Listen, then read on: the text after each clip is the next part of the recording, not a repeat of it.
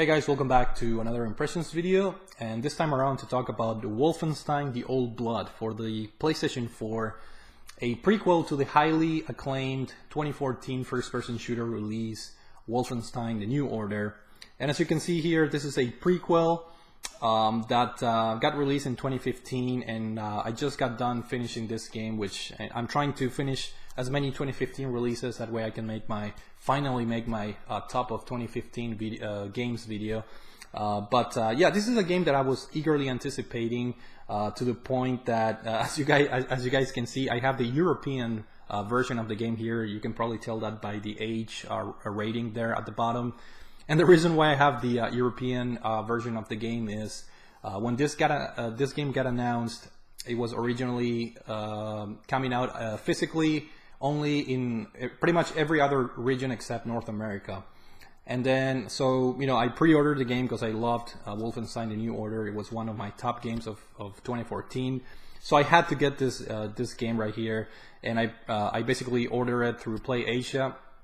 And of course, after I got it in the mail, like a month or two later, for some reason Bethesda announced that there was going to be a physical release in North America. So a little bit of an impatient move by me, but no regrets. The game, the game can play in any PS4. It's not region locked, so that's a pretty good thing. And as you can see here, this is a standalone game. A lot of people at first thought that it was going to be some kind of DLC content added to the New Order, but that's not the case. If you guys don't want to purchase a New Order and want to jump right into this guy, you can do so by buying either digitally or the physical copy of the game. Another cool thing is about this game is that it's priced accordingly. This is a much shorter game when compared to the New Order, but at the same time it's a much cheaper release. I believe the retail price for this is like $20. So in my opinion, you can't go wrong. The campaign, I would say, is between 6 to 8 hours, depending on how good or the difficulty that you guys play. And this game offers a lot of interesting modes that extend the replay value, which I'm going to develop that farther into the video. But let's get started with the story in this game. The story, when compared to the New Order, it's a much simpler, straight to the point storyline. Being a prequel, in this case, the events happen right before the Wolfenstein The New Order game. And once again, you step into the shoes of BJ Blazkowicz, and you're basically sent with another agent, Agent 1, in order to infiltrate Castle Wolfenstein and retrieve this folder that contains the location of one of the top, or the top Nazi general, which is Death's Head, which is the antagonist or the villain of the New Order game. So your goal in this game is to retrieve this folder from one of the Nazi higher-ups. Her name is Helga, and of course, in order to do that, you go through hell in order to retrieve the folder with those contents. There are some other things that happen along the story, but overall, a much simpler, straight-to-the-point storyline, which is perfectly fine considering, after all, this is a Wolfenstein game and it's a pretty short game, so not a whole lot of room for plots or twists and things like that. But again, it's perfectly fine because this game focuses once again on being fun through gameplay. And if you guys watch my impressions video on the New Order, you know exactly what I mean. If you guys enjoy first-person shooters, just go ahead, buy this game right now. And if you're mildly interested, again, just go ahead and buy it because it's priced accordingly, and it's just a fun first-person shooter. The gunplay, it's absolutely addicting. This is basically a copy-paste job from the New Order. So if you guys have played the New Order, you know exactly what to expect in terms of not only the gameplay and the gunplay and the physics and all that, but also in terms of weapons. Most of the weapons are basically, I guess, if you want to call it, recycled. In fact, this game has less weapons available when compared to the New Order, but that's fine. The game is shorter, and you get the essentials. And by essentials, I mean you have your silenced pistol, you have your machine guns, and then you have your overpowered shotguns and things like that. There are some new weapons that are pretty cool and pretty fun to use, but overall the weapon selection is pretty fun. You can dual wield weapons just like you could in New Order, which makes up for a very interesting action-packed type of gameplay. And of course, there are some stealth sections alongside the game where you can sneak into guards and take them down stealthily without getting noticed, which is one of the main complaints that people have with this game. That the very first chapter in this game is very heavily stealth based, and I do have to agree with those people that it's a very bad introduction to this game. Because it puts you in a very slow-paced stealth environment that is not a representation of what most of the game will offer to you.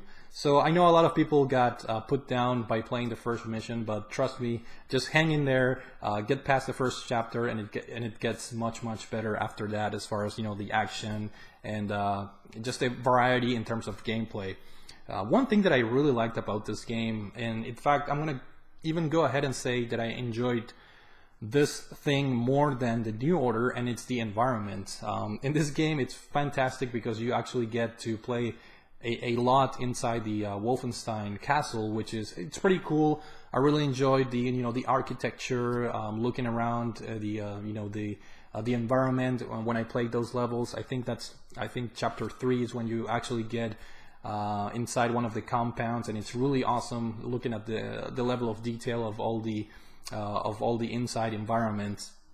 And the environments for the most part are a little bit different from those found in the New Order, which I thought it was a refreshing take.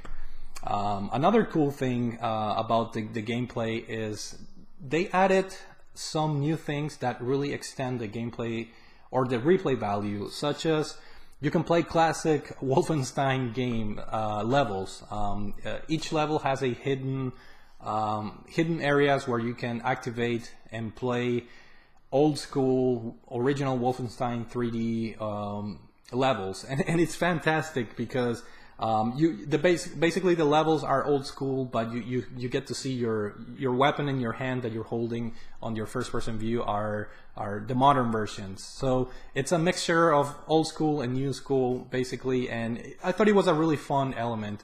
The levels are overly easy because there's a lot of health, and it's very easy to aim because you have that freedom of aiming up and down. You don't necessarily have to you have modern mechanics as far as gameplay, so it's much easier than playing the old school Wolfenstein game. But I thought it was a really nice touch, especially if you guys have played this game back in the day. That was a really cool thing. And of course, this, like I mentioned, these are secret areas, so you may, if you're not using a guide, you may have to come back to the level and try and see where those are. Speaking of collectibles, they're back just like in New Order. They're not very fun to look for. There are gold, basically gold pieces that are scattered throughout the levels.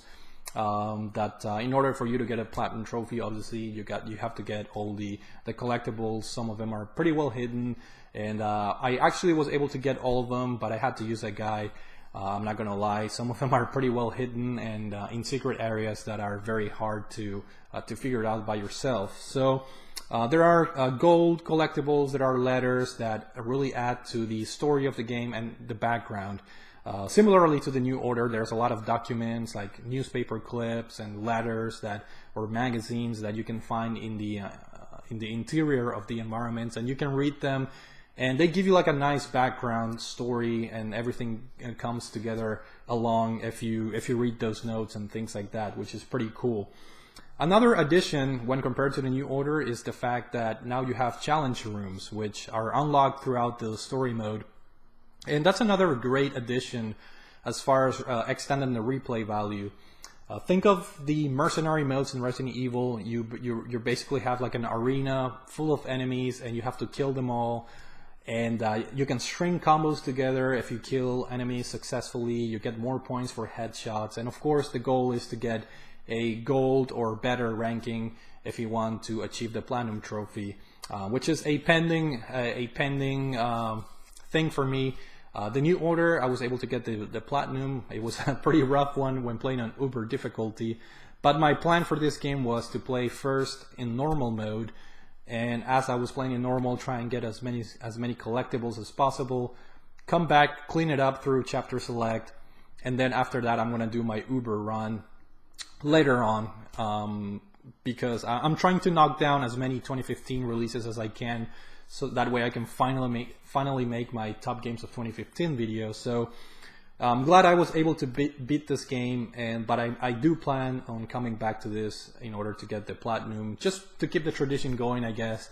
I know it'll be very tough because in normal mode, there were certain chapters, certain areas that they throw a million enemies at you, and you have to find cover and constantly have to be looking for ammo or moving from cover to cover because the enemies can destroy the environment sometimes. So it's pretty cool. And another thing, as far as there are new enemy types as well in this game, some new like a mech or robot type of enemies that are pretty tough, but once you get the hang of their weakness or the weak points, it becomes a little bit easier. Again, as far as length, the game was pretty short, 8 chapters. You can beat this in, I would say, between 6 to 8 hours, depending on your skill level and depending on the difficulty you put the game on.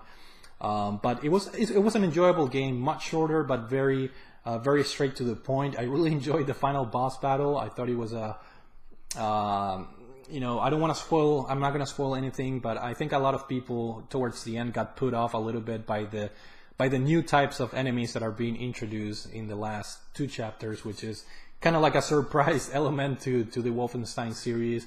But I thought it was a fresh take, instead of just keep killing Nazis and the same old enemies as other games. They introduce a new type of enemy towards the end of the game, which is pretty cool. And the boss and the final boss is kind of based on that theme, and it was a pretty tough fight, but entertaining and somewhat, I want to say, unique in a way, and I really enjoyed that. So overall, Wolfenstein The Old Blood, when compared to the New Order, I'm going to go ahead and say that New Order was a little bit more of a complete product, which is perfectly fine. It was intended to be a more complete product. It was a full-fledged game. But The Old Blood is a perfect complement to keep us busy until Wolfenstein 2 comes out, or however they're going to name it, because there are rumors out there that there's a second game being developed by Machine Games, which it's perfectly fine by me. You guys cannot go wrong with any of these 2 games, The New Order or The Old Blood. If you guys enjoy first-person shooters, you must have at least one of those 2 games in your collection, because they're so much fun. The gunplay is very fluent, very just fun to shoot people. You don't even need to aim using your iron sights. You can just shoot from the hip. It's very accurate. The controls are perfect, and it's just an enjoyable first-person shooter game that, again, if you guys are a fan of the genre, you must get at least one of these 2 games. Or if you're mildly interested in trying them, go ahead, by all means, just buy them. Both of them, I'm pretty sure you can get them for cheap, and just have a blast with it. Just start shooting from the hip. If it's too difficult, just lower the difficulty, have fun. Don't worry about trophies or achievements or anything like that. This is the type of game that you put to have fun. And if you want to challenge yourself, then you can up the difficulty, and of course the game will provide a pretty tough challenge, considering you can have up to 5 different difficulties, and Uber it's very difficult and tough.